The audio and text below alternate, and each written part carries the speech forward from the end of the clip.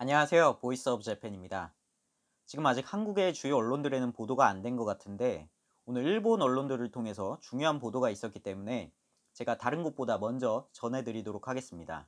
이게 국민들이 지금 꼭 아셔야 될 그런 내용인데 유엔 안전보장이사회가 한국 정부를 대북 제재 위반 혐의로 곧 고발할 예정이라고 합니다. 제가 지금 보고 있는 게 오늘 나온 2월 1일자 산케이 계열의 이 석간후지라는 언론인데요. 여기서 고발이라는 표현은 아마 안보리가 1년에 2차례씩 연례 보고서를 발간을 하는데 대북 제재에 관한 지금 그 보고서에 한국 정부의 대북 제재 위반 사실이 실린다 그런 내용인 것 같습니다.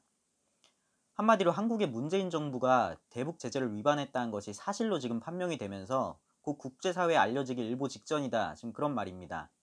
2009년부터 지금 이 안보리의 연례 보고서가 계속해서 발간되고 있는데 그동안 한국이 여기에 실린 적은 한 번도 없었다라고 합니다. 아직 국내 언론에는 자세한 분석 기사 같은 게 안 나왔기 때문에 제가 일본 석간후지 보도를 기반으로 이 간략한 사실관계를 먼저 전달해 드리고 그 다음에 간략한 설명을 하도록 하겠습니다. 사실관계부터 요약을 하자면 작년에 한국이 북한에 석유 340톤을 보내면서 유엔 안보리에 신고를 하질 않았습니다. 그리고 이게 저번 주죠. 1월 23일에 외신의 보도로 논란이 되자 한국 외교부가 여기에 대해서 해명을 하는데 이것이 대북제재 위반이 아니다. 그러니까 아무 문제가 없다. 그렇게 해명을 했어요. 저번 주에. 그런데 지금 오늘 일본 언론의 보도에 따르면은 조만간 유엔 안보리 보고서에 한국의 대북제재 위반이 명시될 예정이라고 합니다. 그리고 그 보고서는 아직 나오진 않았고 곧 공개될 예정이라고 해요. 지금 핵심은 안보리 허가 없이 북한에 석유를 보냈다 그 사실이 아니라 저번 주에 이미 영국의 로이터 통신을 통해서 그건 보도가 되었어요. 그런데 그 당시에 정부는 이건 대북제재 위반이 아니니까 문제가 될 게 없다 라고 했는데 지금 알고 보니까 그게 거짓말이었던 거고 한국은 그래서 지금 대북제재를 위반한 걸로 국제사회로부터 낙인 찍히게 생긴 지금 그런 상황입니다.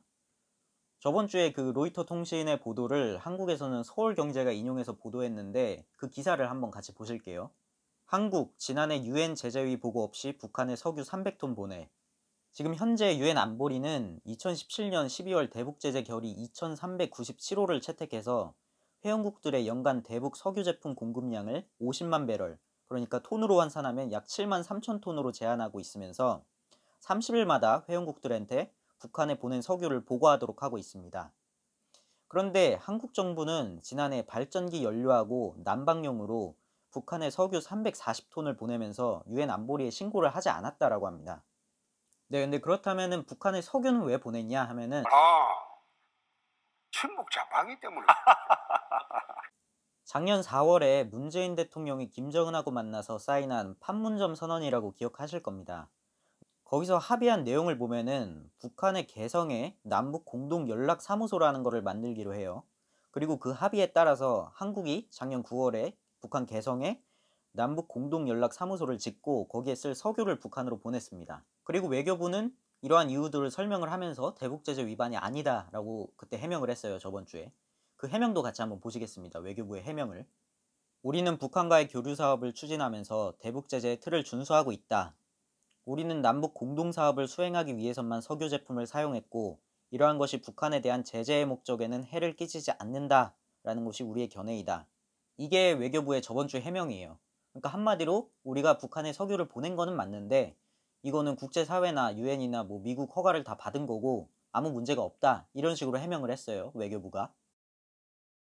그런데 지금 나오고 있는 일본 언론의 보도를 보면은 저 외교부 정부의 해명은 지금 새빨간 거짓말인 거고 자기가 잘못했으면 솔직히 잘못된 걸 인정하고 그래 넘어가야지. 거짓말을 그래 해서는 지도자 자격이 없습니다. 조만간 발표될 유엔의 그 대북제재 위반 보고서에 한국 정부가 대북제재를 위반했다라고 지금 명시될 예정인 지금 그런 말도 안 되는 상황에 처해 있는 겁니다.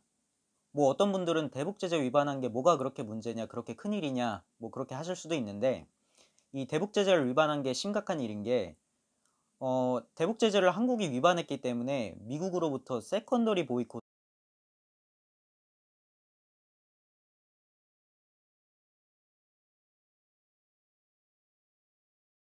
보이콧으로 한국도 제재를 당할 그런 위험이 있습니다. 지금 중국의 화웨이도 이란 제재를 위반했다라는 그 명분으로 미국으로부터 엄청난 제재를 받고 있고 거기 회장 딸까지 지금 체포가 된 그런 상황이죠. 그런데 지금 가뜩이나 한미 관계도 안 좋은데 동맹국이라 해가지고 미국이 지금 한국을 봐주겠다라는 그런 확신은 없습니다. 그러므로 지금 한국이 대북 제재를 위반했다는 혐의로 유엔 안보리 보고서에 실리게 된 이런 상황을 지금 우린 굉장히 눈여겨서 봐야 될 그럴 필요가 있습니다.